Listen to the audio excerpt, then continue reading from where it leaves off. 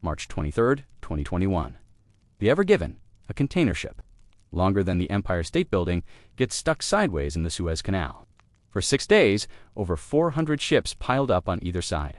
Approximately 12% of global maritime trade is blocked. Every day the canal stays closed costs the world economy around $9 to $10 billion. But here's what most people miss while watching tugboats try to free a wedged cargo ship. This wasn't just an accident. This was a demonstration of how fragile the entire global economy actually is, how a single choke point can hold the world hostage, how the real wars of the 21st century aren't being fought with tanks and missiles. They're being fought with supply chains, semiconductor fabs, and rare earth minerals. And right now, there's a hidden conflict happening that most people don't even know exists. An economic contest over the invisible networks that make modern life possible. The chips in your phone, the magnets in your electric car, the oil that powers transportation, the shipping lanes that move 90% of everything you own. This isn't about some future scenario. This is happening right now. And the stakes, based on economic analysis, are measured in trillions of dollars, millions of jobs, and the balance of global power for the next century. Here's what you need to understand. The global economy runs on a handful of critical choke points: narrow passages, single factories, concentrated supply chains. And the evidence suggests that whoever controls these choke points doesn't just have economic leverage. They have the capacity to create severe disruptions in entire economies without conventional military action. Let's start with the most obvious one: the Strait of Hormuz. 21 miles wide at its narrowest point, a channel between Iran and Oman that connects the Persian Gulf to the Indian Ocean.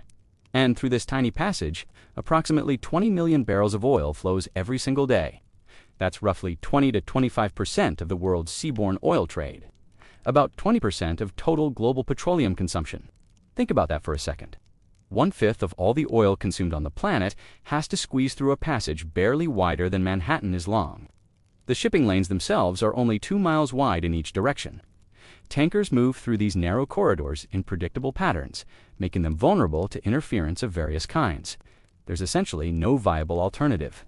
Saudi Arabia has the East-West pipeline that can move about 5 million barrels per day from the Persian Gulf to the Red Sea, though it typically operates well below capacity. The UAE has a pipeline to Fujairah with 1.5 million barrels per day capacity.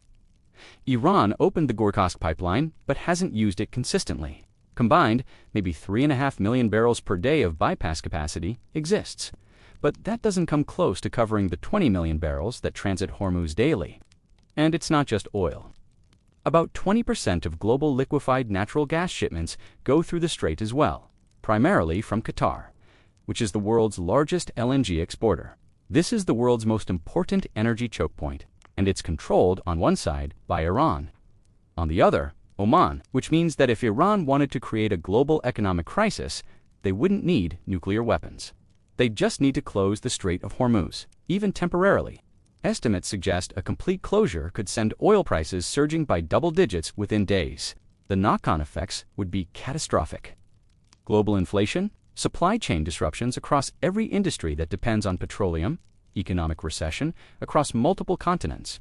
The most vulnerable: Asia, Japan, South Korea, India, and China all depend heavily on oil flowing through Hormuz. About 70% of the oil transiting the strait goes to Asian markets. These economies would be hit first and hardest. Japan and South Korea have limited domestic energy resources. China imports the majority of its oil. India's growing economy runs on imported petroleum. But the price shock would be global. The United States might be approaching energy independence, producing most of its own oil, but it's not immune to world oil prices. When global prices spike, American consumers feel it at the pump. American companies feel it in their energy costs. And the broader economic impacts, reduced global growth, collapsed international trade, would devastate American interests regardless of domestic oil production. This is leverage, pure, concentrated geopolitical leverage. Iran has threatened Hormuz closure multiple times over the past decades. In response to sanctions, in response to military tensions, each threat sends oil prices jumping because markets understand vulnerability. And it's just one choke point. Now let's talk about what happens when your entire economy depends on a different narrow passage. The Strait of Malacca. This waterway, between Indonesia, Malaysia, and Singapore, narrows to just over a mile wide at certain points. And through this tight channel passes between 20 and 30% of the world's traded goods by sea. 80% of China's crude oil imports, raw materials for manufacturing across Asia, finished goods heading to markets worldwide. If Hormuz is the energy choke point, Malacca is the trade choke point. And just like Hormuz, there aren't really alternatives. Ships can route around through other straits, but it adds days to voyages. Time is money in shipping.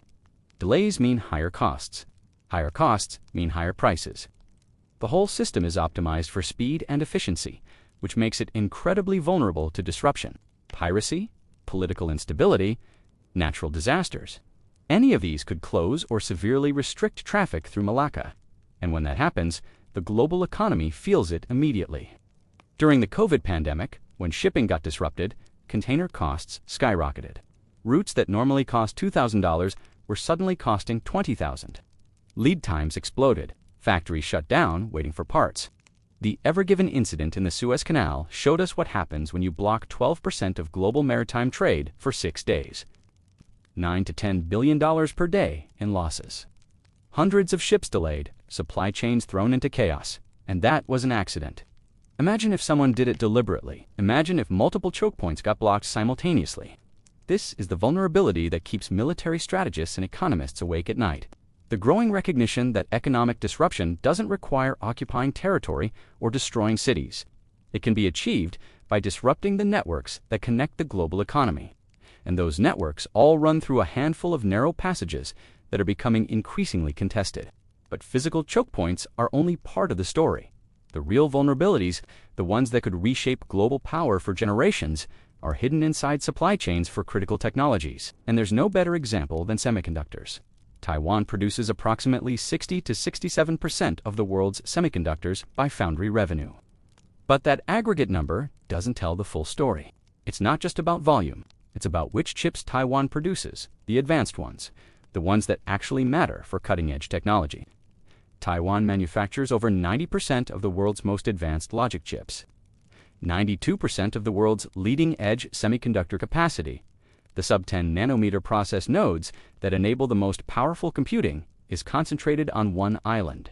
And when you look at the most advanced cutting-edge chips, the 3 nanometer and 5 nanometer nodes that power AI systems and next-generation smartphones, the concentration is even more extreme.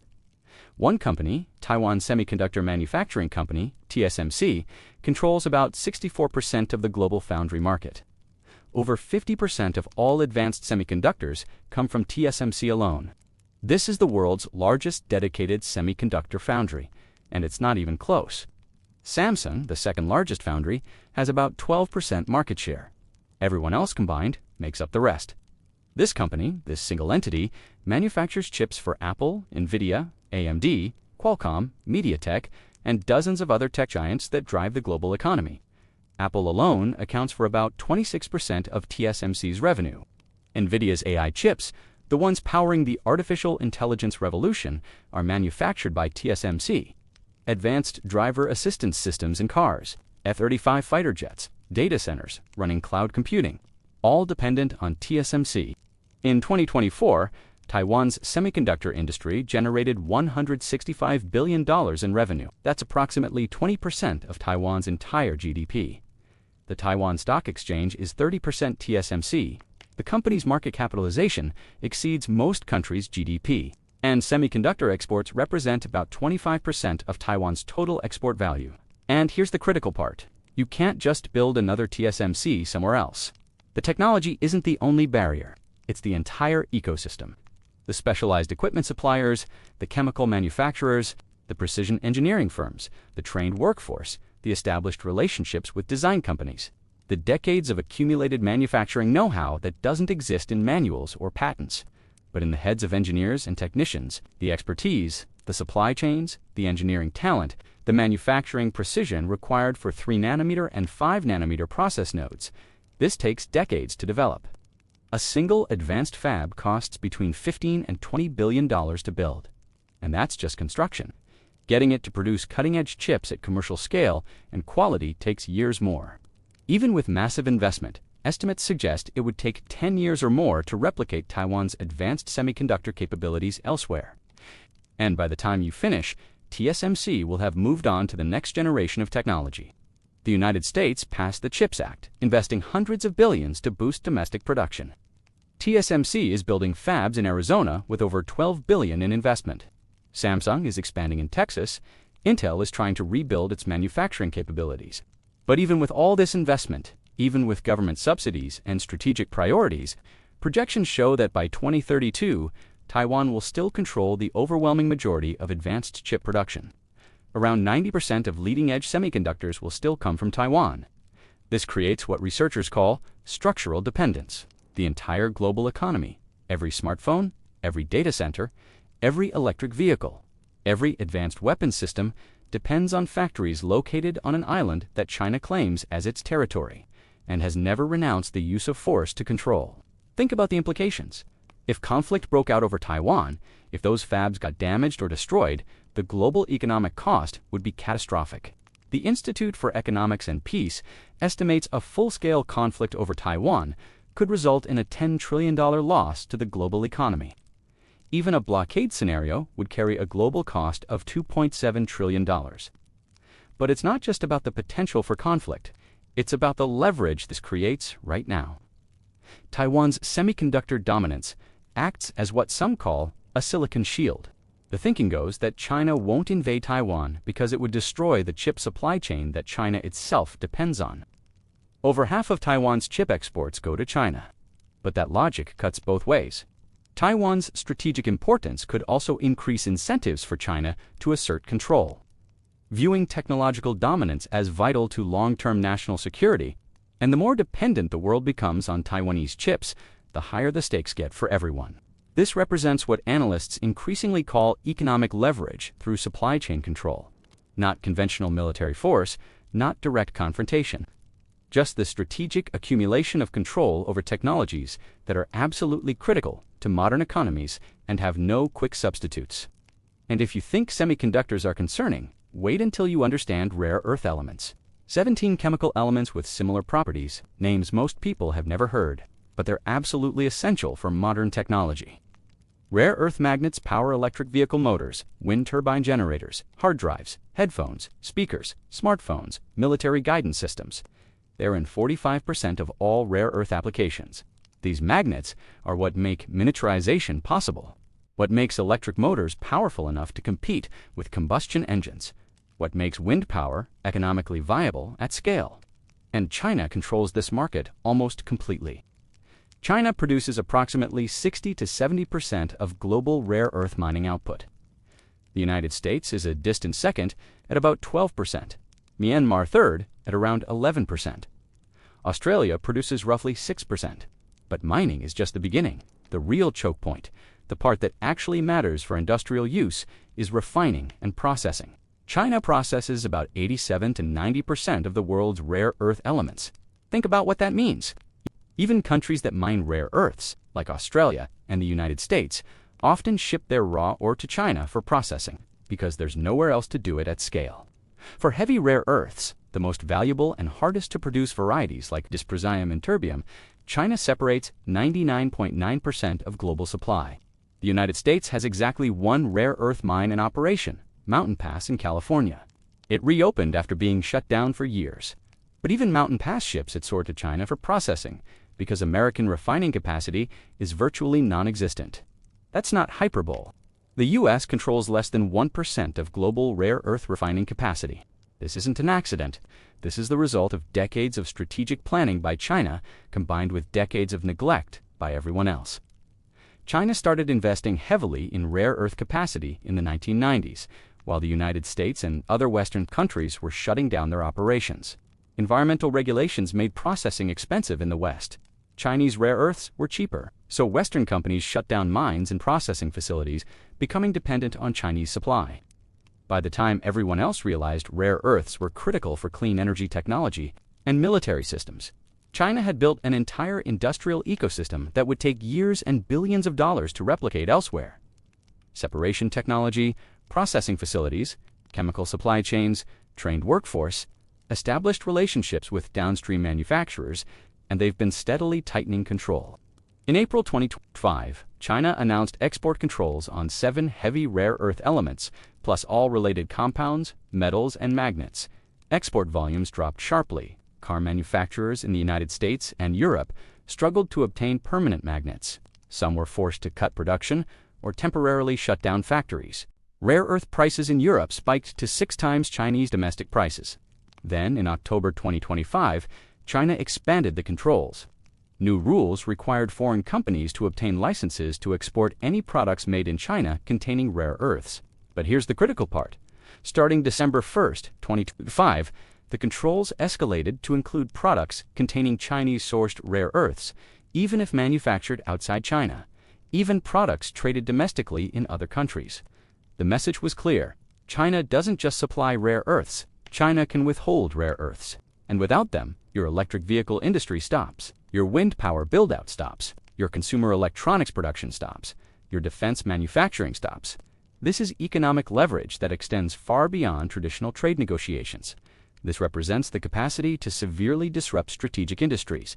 And China has built this position methodically, patiently, over decades, while other countries focused elsewhere. The pattern here should be obvious. Whether it's oil through Hormuz, trade through Malacca, semiconductors from Taiwan, or rare earths from China, the global economy has concentrated critical dependencies in a small number of choke points. And evidence suggests those choke points are increasingly being used as tools of economic statecraft. We saw this play out in real time during COVID. Global supply chains, optimized for efficiency, collapsed under even modest disruption. Container shipping costs went from $2,000 to $20,000. Ports backed up for months. Factories shut down waiting for components. Inflation spiked as shortages drove up prices. And that was just a pandemic. That was unintentional disruption. Imagine what happens when disruption is deliberate. When choke points are used strategically, not by accident, but by design. This is already happening. Russia uses energy supplies to pressure Europe. China restricts rare earth exports to punish countries it disagrees with. Iran threatens Hormuz closure in response to sanctions. These aren't theoretical scenarios. This is the current state of geopolitics, and it's getting worse. As the world transitions to clean energy, dependencies on critical minerals deepen. Electric vehicles require 6 times more minerals than conventional cars. Wind and solar need massive amounts of rare earths and other materials. The energy transition isn't reducing supply chain vulnerabilities, it's creating new ones. By 2030, China is projected to control approximately 60% of global refined critical mineral supply across lithium, rare earths, cobalt, and graphite. The only exception is nickel, where Indonesia will dominate with 71%. But again, the pattern holds. Concentrated control, single points of failure, enormous leverage for whoever controls the bottleneck. The strategic implications are profound. For decades, military power meant aircraft carriers and nuclear weapons. Those still matter, but increasingly, strategists recognize that leverage can come from control over supply chains, over semiconductor fabs, over rare earth processing. Over shipping lanes and energy routes, the analysis suggests you don't necessarily need to invade a country if you can restrict its access to critical materials. You don't need to threaten conventional force if you can create severe economic consequences by limiting chip supplies. This appears to be an emerging pattern in modern geopolitical competition, not conventional warfare, but economic interdependence wielded strategically. And here's what makes this particularly dangerous. These supply chains took decades to build. You can't just relocate a semiconductor fab. You can't instantly create rare earth processing capacity. You can't redesign shipping routes or build new canals. The infrastructure, the expertise, the investment required. These things take 10 or 20 years to develop, if they're even possible at all, which means current dependencies will persist for years, possibly decades, even if countries try to diversify starting today. The United States is spending hundreds of billions on reshoring semiconductor production. It won't make America independent of Taiwan for advanced chips until the late 2030s at the earliest. Rare earth processing capacity is even harder to build because of environmental challenges. So we're stuck in this situation. The global economy depends on choke points that are increasingly contested. The technologies that will define the next century, artificial intelligence, clean energy, advanced manufacturing, all depend on materials and components concentrated in a handful of locations. And the countries that control those choke points are using them as leverage in ways that would have been unthinkable 20 years ago. The question isn't whether economic competition over supply chains is intensifying. The evidence is clear. Every export restriction, every shipping disruption, every rare earth price spikes represent movements in an economic context that most people don't fully recognize. The question is, what happens next? Do countries succeed in diversifying supply chains, or do dependencies deepen? Does Taiwan remain stable, or does the Silicon Shield crack? Do rare earth alternatives get developed, or does Chinese control become permanent? Because here's what analysts increasingly recognize. Future disruptions may not necessarily begin with conventional military action. They could start with a factory shutting down, a port closure, an export ban. And by the time the broader implications become clear, significant economic consequences may already be unfolding. This is the hidden economic contest inside global supply chains. Not dramatic, not photogenic, but potentially more consequential than conventional confrontations. Because in a world where everything is connected, whoever controls the critical connections wields substantial influence. The Ever Given blocking the Suez Canal was just a preview. A 6-day accident that tied up goods worth nearly $10 billion per day. Imagine 6 months. Imagine multiple choke points. Imagine deliberate action by actors who understand exactly how much leverage they have. That's not a hypothetical future scenario. That's the world we're living in right now, where supply chains function as tools of economic statecraft, where dependencies create vulnerabilities, where control over a 21-mile strait or a 3-nanometer fab or a rare earth processing plant translates into geopolitical leverage. And the countries that don't recognize this dynamic, that don't see supply chains as strategic assets worthy of protection and investment, those countries may find themselves vulnerable to those who do. Because this competition isn't being fought on conventional battlefields. It's being fought in shipping lanes and semiconductor factories, in rare earth mines and oil terminals. And right now, it's not clear who's winning. If you find the video enlightening, please like, share, and subscribe. Because this isn't just about trade. This is about how leverage operates in the 21st century, how dependencies create vulnerabilities, how choke points translate into influence, and how the strategic accumulation of control over critical supply chains can reshape the global order through economic rather than military means. Click the next video for another deep exposition. Thanks for watching.